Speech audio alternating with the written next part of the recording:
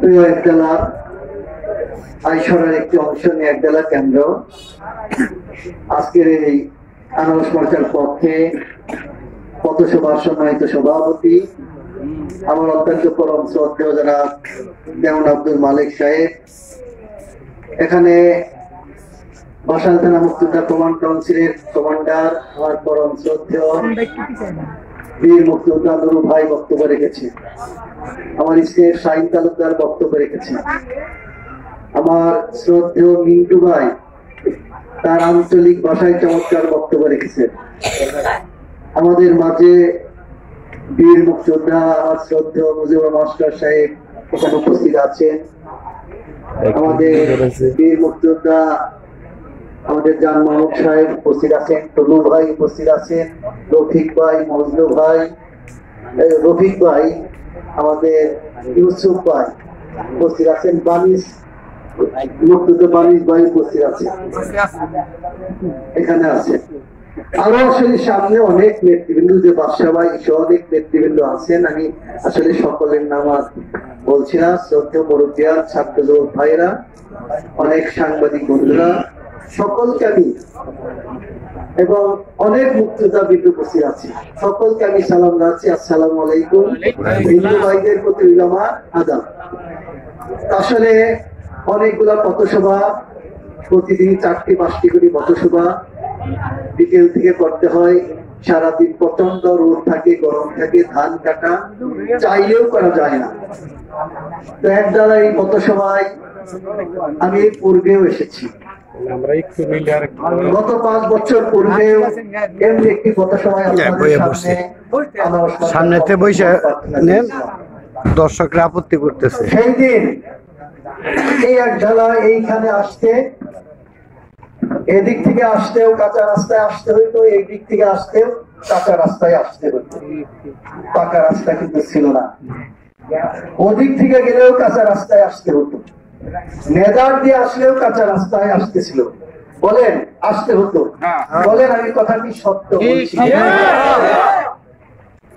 আমি যখন নির্বাচিত হলাম তখন একডালার জনগণের পক্ষে আমাকে সানাউর হোসেন শাওন ঝঞ্ঝনা কলেজে এখন ভারপ্রাপ্ত প্রিন্সিপাল, তিনি আমাকে কি সম্বর্ধনা দিবেন, একডালাবাসীর পক্ষ থেকে আপনাকে সম্বর্ধনা দিবেন।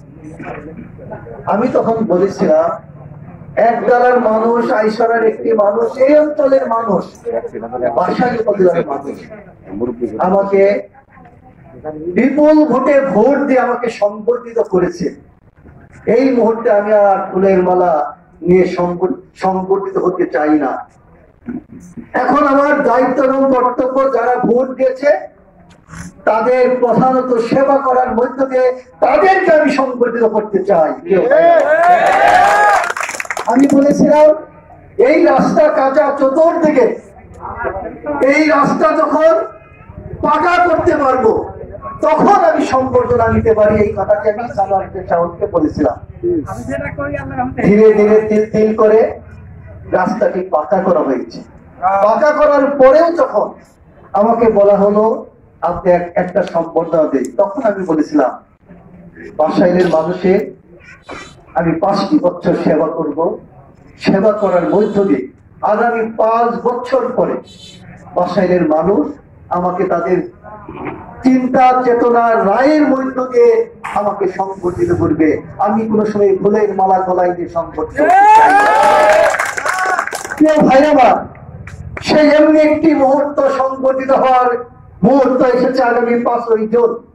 আমি জানি না আমি আমার 5 বছর অভিজ্ঞতায় আপনাদেরকে আমি সন্তুষ্ট করতে পারছি কিনা, আমি জানি না 5 বছরের সেবা করার মধ্য দিয়ে আপনাদেরকে আমি সংগঠিত করতে পারছি না।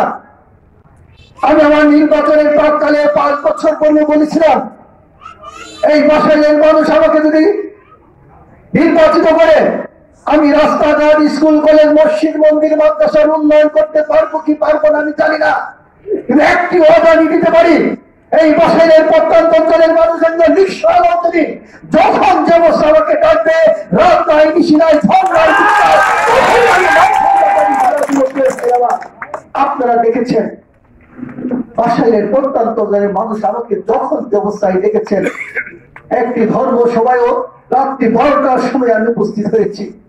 যে কোনো একটা অনুষ্ঠানে ডেকেছেন, সরকারি বিশেষ কোনো কাজে আটকা না থাকলে আমি যখন যে অবস্থায় আমাকে ডেকেছেন আমি আপনাদের ডাকে সাড়া দিয়েছি। প্রিয় ভাই আমার, আমি মনে করেছি এই উপজেলা পরিষদের চেয়ারটি বাসাইলের জনগণের চেয়ার, ওই চেয়ারটি রিক্সাওয়ালার চেয়ার, দিন মজুরের চেয়ার, ভ্যানওয়ালার চেয়ার, কৃষকের চেয়ার, শ্রমিকের চেয়ার, এরাই ওই চেয়ারের মালিক। এই মালিক পক্ষ 5 বছরের জন্য একজনকে ভোট দিয়ে একজন প্রতিনিধি সেবক হিসেবে নিয়োগ করে। আমি 5 বছরের জন্য সেবক হয়েছিলাম। সেই সেবক বানিয়েছিলেন এই মালিকরা। আমি রাস্তা দিয়ে যখন গাড়ি নিয়ে যেতাম, এসি গাড়ি নিয়ে, তখন আমি যখনই এই মালিক পক্ষ আমি দেখতাম, আমি গাড়ির গ্লাস খুলে আমি তাদেরকে সালাম দিতাম। আপনাদের আমি মনে করেছি আমি সেবক হিসেবে 5 বছরই নিয়োগ পেয়েছি। আমার দায়িত্ব এবং কর্তব্য মালিকদেরকে সবসময় সম্মান করা, শ্রদ্ধা করা, মনে করতাম। আমার অফিসের তো রিক্সাওয়ালাও গেলেও তাকে আমি চেয়ারে বসিয়ে 1 কাপ 4টি বিস্কুট খাওয়ানোর চেষ্টা করছি। তাকে কোনো সময় ঘৃণার চোখে আমি দেখি নাই। আপনারা দেখবার কথা। প্রিয় ভাই আমার, আমি 10 বছরের চেয়ারম্যান, 10 বছর অভিযাত্রায় একটি সময়ের জন্য আমি আমার নিজে অনেক বড় অর্থবিত্তের মালিক হইতে হবে একটি সময় আমি ভাবি নাই। প্রিয় ভাই আমার, আমি মনে করি জনগণের সেবা করতে এসেছি। আমি প্রথম জীবনে যখন চেয়ারম্যান হলাম, তখন চেয়ারম্যান হয়ে আমার একজনকে আমি অনুসরণ করে, একজন ইমানওয়ালা মানুষ, তার কাছে গিয়েছিলাম আমি সালাম করতে। তখন তিনি আমাকে বলেছিলেন, বাবাজি তুমি চেয়ারম্যান হয়েছে, আমি খুশি হয়েছি। তোমার কাছে আমি একটি নির্দেশ, তোমার দ্বারা যেন তোমার এলাকার মানুষের হক কোনো সময় নষ্ট না হয়, সাধারণ মানুষের হক তুমি আত্মসাৎ করবে না।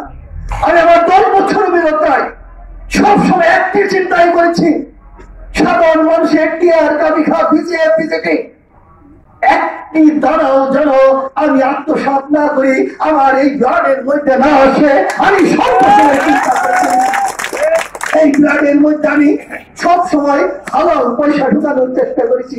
আমি আমার ব্যবসা আছে, সুগন্ধা হোটেল আছে, মেডিকেল হসপিটাল আছে, বাড়ি আছে, সেখান থেকে যে আয় হয় সেটাই নির্বাহ করার চেষ্টা করি।